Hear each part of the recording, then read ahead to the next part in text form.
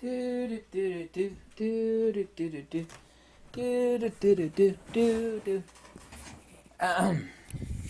Last year, when I bought a cabin in the woods, I'm gonna say my parents. I didn't say they made fun of me. They did, and they're like, "Oh God, why are you doing that?"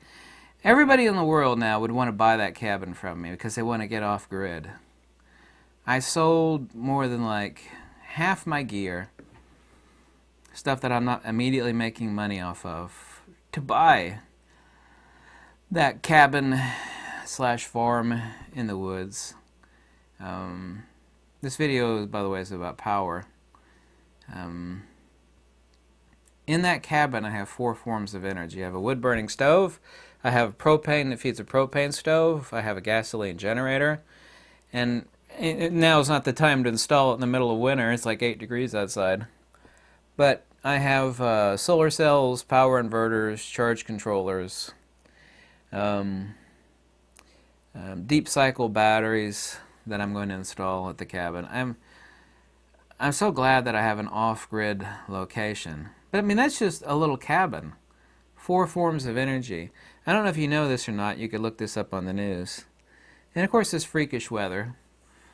But some unintelligent, lowbrow, troglodytic neophyte politicians in Texas decided to make parts of Texas, I don't know if it's all of Texas or parts of Texas, 20 to 25% reliant, and there is no battery backup for direct storage. It has to be fed directly from the wind and solar for Texas's power grid. And then, but the solar is no good because it's covered in ice. And the wind turbines, there's plenty of pictures of this, froze up from ice storm. And the people are still climbing that died from that.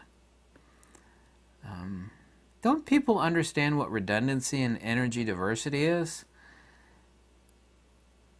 I'm going to make an unassailable conclusion that some form of tofu muncher, who's afraid of cow flatulence and fossil fuels, decided to do this. And there's a lot of energy in Texas too, by the way. I mean, there's a lot of propane and natural oil down there in Texas, of all places. But I think it's over a dozen people or so now that have died because they froze to death. There are over 5 million. I don't know what it is right now, but as of like 12 hours or so ago, there's 5 million people in Texas alone due to rolling blackouts and blackouts. No power. They're freezing to death in their own homes. Right now, there's still millions of people freezing to death because Texas, of all the places, people are afraid of nuclear power because of like 3 Mile Island and, the stupidity of the Ukrainian power plant, Chernobyl. Afraid of nuclear. Nuclear is incredibly clean energy. There's just so much propaganda about nuclear. It's just total BS. The reactors in Japan, they didn't have redundancy like they should. That was a huge mistake, but nuclear itself is incredibly clean. The waste product is incredibly small. Nuclear is like easily the cleanest energy. Coal too. All current modern coal plants are extremely efficient with nearly 0 emissions. They're extremely efficient. It's not like the old days where you're spitting out tons of garbage up into the atmosphere. It's not the case anymore. So, radical environmentalists literally killed off the handful plus of people in Texas because they wanted to. Texas, of all places. You have to have a diversity of energy sources. I mean, I'm a smart guy. I got a little cabin in the woods. Even I know energy diversity is important. I got a pile of wood for my stove. I got propane for my gas stove. I got a gas generator, and I got solar. I got 4 forms of energy. You're telling me that these millions and millions and millions of dollars and all these supposed smart people that are not smart at all killed off, and there's people are still dying in Texas because they were so heavily reliant upon wind and solar. It's ridiculous. You tell me what you think about that.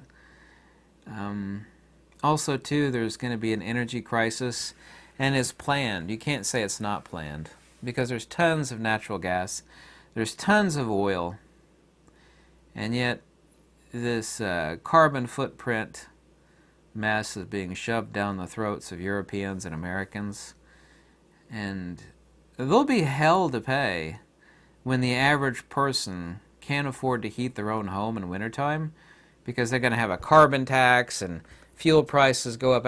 I mean, that's going to cause a tragedy. It'll be... I don't even want to see what that looks like when it happens. And that's what's being pushed down people's throats right now. The average person that barely scrapes by, can barely afford the bills and pay their bleeping taxes, and I'm one of them. You start shoving down high energy costs and carbon tax nonsense on their propane and the stuff that they need to heat their house, there is going to be a resurgence on wood fireplaces like you never seen. Right now, I feel like I hit the jackpot, and I'm a broke guy. I mean, I've only got like $4,000 to my name.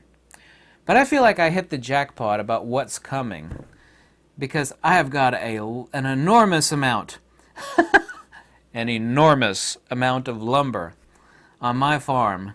I could be fueling that wood-burning stove. Not only does it heat your house, you cook your food on it too. And in case you didn't know, ain't gonna be no carbon tax on me chopping trees down like Paul Bunyan on my farm. There is gonna be a mass migration from people that can't afford their fuel costs to places like where my cabin is in the middle of nowhere. You know, you spend $1,000 on a wood-burning stove that gives you all the heat you need and cooks all your food.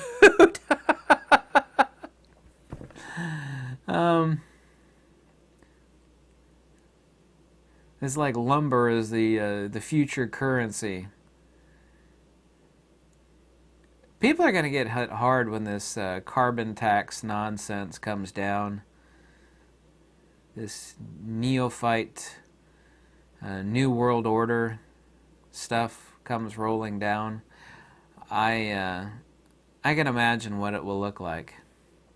And the only people that are going to be sitting pretty are people that have a wood-burning stove out in the sticks with a few acres of land, minimum, and all the wood that they'll ever need to chop down to feed their stoves, to keep themselves warm, and to heat their food. I'd like to hear your thoughts on that one. City slickers, I don't think a city slicker is going to stick a wood-burning stove in there. Fireplaces are very inefficient compared to wood-burning stoves, by the way. I don't know if you knew that or not. Fireplaces are really pretty and you get really close, you could heat yourself up with them, but they're very inefficient for heating a house. I've been joking, like if the power goes out, because there's a major ice storm yesterday and sleet and snow and it's 8 degrees outside. If like my power went out, I mean, I would be so foobarred in this house, but if I were like down in my cabin, which I'm not, I'd be sitting pretty.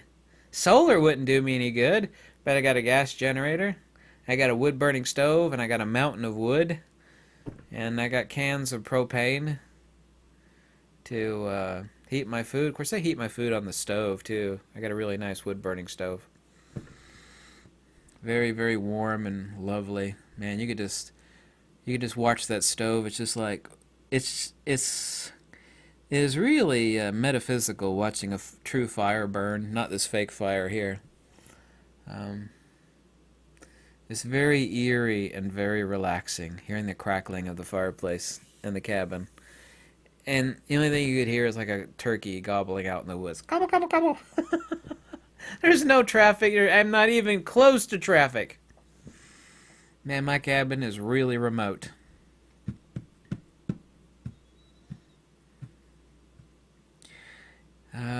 This energy crisis and carbon tax stuff that's coming down is going to be a hellstorm. Anyway, tell me what you think about it. Okay, goodbye.